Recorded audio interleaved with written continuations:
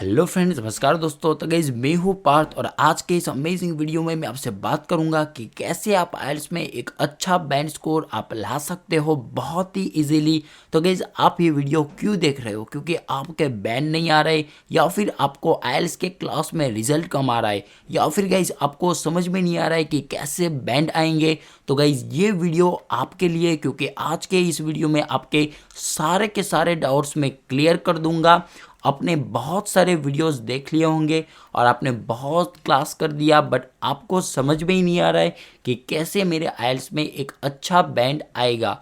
तो गाइज आपके बैंड क्यों नहीं आ रहा है? क्योंकि आपको जो आइल्स का बेसिक होता है वही गाइज आपको समझ में नहीं है, या फिर आप कोई टिप्स उस पर इम्प्लीमेंट नहीं कर रहे। तो आज के इस वीडियो में आपको मैं परमानेंट सॉल्यूशन देने वाला हूँ, बट गाइज उसकी मेरी एक कंडीशन है कि आपको ये वीडियो पूरा देखना पड़ेगा। तभी गाइज आपको पता चलेगा कि आइल्स में कैसे आप अच्छा स्कोर आप क्रिएट कर सकते हो। और गाइज आपको ये वीडियो पूरी एकाग्रता से, बहुत ही कंसंट्रेशन से देखना पड़ेगा, और अगर पॉसिबल है तो आप ईयरबड्स का या फिर ईयरफोन का आप यूज़ करके वीडियो देखिए। ये वीडियो थोड़ा लंबा ज़रूर होगा, बट गाइज आपको इसमें गारंटेड रिजल्ट मैं आपको देने वाला हूँ। तो चलिए गाइज आज का ये अमेजिंग वीडियो हम शुरू करते हैं। तो गाइज सबसे पहले ये समझ लेते हैं कि आइल्स का फुल फॉर्म होता क्या है। तो गाइज आइल्स का फुल फॉर्म होता है international English language testing system. तो आइल्स में गाइज 4 मॉड्यूल होते हैं। पहला होता है लिसनिंग, दूसरा हो गया रीडिंग, तीसरा हो गया स्पीकिंग, और चौथा हो गया राइटिंग। तो लिसनिंग का मतलब होता है गाइज समझना, रीडिंग का मतलब होता है पढ़ना, और स्पीकिंग का मतलब होता है बोलना, और राइटिंग का मतलब होता है लिखना।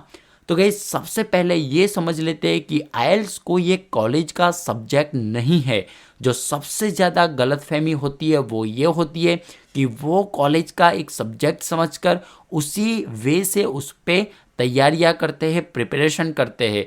बट गाइज आपको ये समझ लेना है कि ये कोई कॉलेज का सब्जेक्ट नहीं है, और ये है एक लैंग्वेज। आइल्स है एक लैंग्वेज, और इंग्लिश लैंग्वेज का ये टेस्ट है। और गाइज हम लैंग्वेज सीखते कैसे हैं? जैसे कि आपको अगर हिंदी सीखना है, या फिर इंग्लिश सीखना है, या फिर गुजराती, तो आप कैसे उस लैंग्वेज पे आपने कमांड हासिल किया था? तो आप गाइज जब हिंदी बोलना सीखे थे, जैसे कि छोटा बच्चा होता है तो वो कैसे हिंदी बोल लेता है, कैसे वो गुजराती बोल लेता है, जब वो उसको कोई हमने ट्रेनिंग नहीं दिया है, उस पर हमने कोई क्लास नहीं करवाया है, फिर भी वो बच्चा कैसे इतना फ्लुएंटली वो लैंग्वेज बोल लेता है। उसी में गाइज आज का ये वीडियो का कंटेंट छिपा हुआ है, सीक्रेट छिपा हुआ है। तो गाइज वो छोटा बच्चा हिंदी या गुजराती इसलिए बोल लेता है क्योंकि उसके घर का जो एटमॉस्फेयर होता है वो पूरा उसी लैंग्वेज का होता है। जैसे कि कोई उस पर कोई बुलाता है, या फिर घर में जो बात होती है वो उसी लैंग्वेज पे होती है। जैसे कि अगर वो हिंदी बोलते हैं, या फिर गुजराती बोलते हैं, मराठी बोलते हैं, कोई भी लैंग्वेज, तो वो उसी लैंग्वेज में उस घर पे बात चलती है। उसे भी जब कोई बुलाते हैं तो उसी लैंग्वेज में बुलाते हैं। तो उससे होता क्या है कि उनके सबकॉन्शियस माइंड में गाइज एक प्लेटफॉर्म क्रिएट होता है, और उसके वर्डिंग उसके माइंड में फिट हो जाते हैं, और धीरे धीरे करके उसका माइंड खुद ही गाइज उस लैंग्वेज पे कमांड हासिल करता है। तो गाइज वो छोटा बच्चा जैसे कि उसके घर में कोई बुलाता है, सुनाई देती है कोई भी बात, तो वो हिंदी या फिर गुजराती में ही होती है। तो उससे उसके सबकॉन्शियस माइंड में उसका इफेक्ट आता है। तो गाइज उसी छोटे बच्चे को लेके आज मैं आपको बहुत ही इम्पॉर्टेंट टिप्स देने वाला हूँ। तो उसमें से सबसे पहली टिप्स है मेरी कि आपको जो आप आइल्स के क्लास कर रहे हो, या फिर आपकी जो प्रैक्टिस आप कर रहे हो रिगार्डिंग आइल्स के एग्ज़ाम, तो उसको गाइज आपको कंटिन्यू ही रखना है। बट गाइज उसके साथ में आपको एक्चुअल में इंग्लिश बोलना स्टार्ट करना होगा। कि अगर आप अपने घर में फ्रेंड्स के साथ किसी भी आप बात करते हो, तो आपको गाइज इंग्लिश पे ही बात करना है। अगर आपके फ्रेंड का कॉल आता है, फैमिली मेम्बर का कॉल आता है, किसी का भी कॉल आता है, तो अगर पॉसिबल है तो आपको सिर्फ इंग्लिश पे ही बात करना है। आपको इसमें शर्माना नहीं है। आपको ये नहीं सोचना है कि वो क्या सोचेगा कि अगर मैं इंग्लिश में बात करूँगा तो। वो सारी टेंशन आपको छोड़ के सिर्फ और सिर्फ इंग्लिश पे ही बात करना स्टार्ट करना होगा। आपको ये भी नहीं घबराना है कि अगर मेरे वर्ड्स गलत निकल गए, तो अगर मेरी ग्रामेटिक फॉर्मेट अच्छी नहीं हुई, तो वो सारा कुछ टेंशन आपको छोड़ देना है। बस और बस आपको कंसंट्रेट करना है इंग्लिश बोलने पे। गलती भी होती है फिर भी गाइज आपको वो चीज़ आपको कंटिन्यू रखना है। उससे क्या होगा कि आपका माइंड गाइज वो लैंग्वेज एक्सेप्ट करना स्टार्ट कर देगा और अपने आप ही वो वर्डिंग बनाना आपके लिए स्टार्ट कर देगा। तो उससे गाइज आपको स्टार्टिंग में प्रॉब्लम ज़रूर आएगी, बट गाइज आपको 1 to 60 डेज का ये मेरा जो फॉर्मूला है उसको आपको इम्प्लीमेंट करना होगा। आपको गाइज इसकी प्रैक्टिस 60 डेज तक मीन्स 2 मंथ तक आपको ये प्रैक्टिस करना होगा और आपको गाइज स्पीकिंग का गारंटेड रिजल्ट आपको मिलेगा। अगर गाइज पॉसिबल हो तो अपने फैमिली मेम्बर को बता दो कि थोड़े टाइम के लिए मैं इंग्लिश में ही बोलूँगा। जैसे कि गाइज आपको अगर कोई स्विमिंग सीखनी है तो आप स्विमिंग की बुक पढ़ के कभी भी स्विमिंग नहीं सीख सकते। आपको गाइज एक्चुअल में स्विमिंग करना पड़ता है, एक्चुअल में गाइज स्विमिंग पे प्रैक्टिस आपको करनी पड़ती है। ऐसे ही गाइज आपका स्पीकिंग इम्प्रूव होगा। अब गाइज बात करते हैं टिप नंबर 2 की। तो गाइज आपको क्या करना है इसमें कि आपको गाइज इंग्लिश मूवी देखना है। आपको सिर्फ और सिर्फ इंग्लिश वेब सीरीज़ ही देखना है जो अच्छी हो, और उसमें गाइज आपको ट्राई करना है समझने का। अगर गाइज आप सिर्फ और सिर्फ आपको 10% ही उस मूवी में से या फिर उस इंग्लिश वेब सीरीज़ में से आपको समझ में आता है, आपको सिर्फ और सिर्फ 10% समझ में आता है, फिर भी गाइज आपको उस चीज़ को आपको कंटिन्यू रखना है।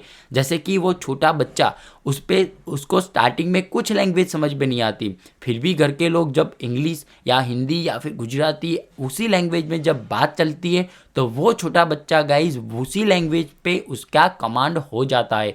तो गाइज ये आपको मैं हवा में बातें नहीं कर रहा हूँ, क्योंकि ये साइंटिफिकली प्रूव हो चुका है। आप गूगल पे जाके भी इस बात को चेक कर सकते हो।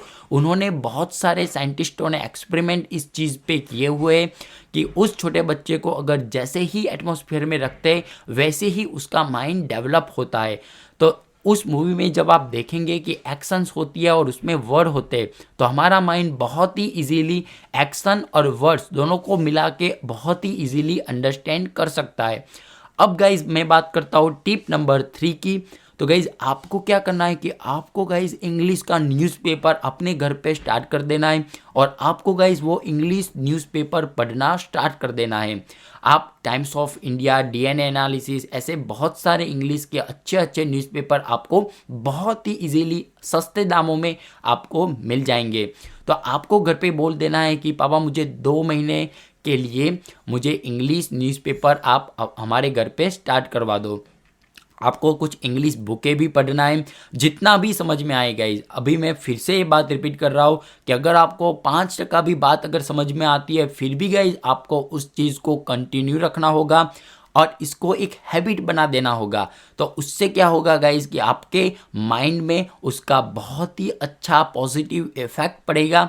अब बात करते हैं गाइज टिप नंबर 4 की। तो उस पे गाइज आपको अपने फ्रेंड्स को, अपने फैमिलीज़ को, जो भी आपको बात करनी है, कुछ भी चीज़ें आपको इन्फॉर्म करनी है तो आपको मेल करके बताना है। कुछ भी चीज़ें हो गई आपको उनका मेल आईडी लेके उन पे आपको जीमेल के थ्रू आपको उनको मेल करना है लंबा चौड़ा।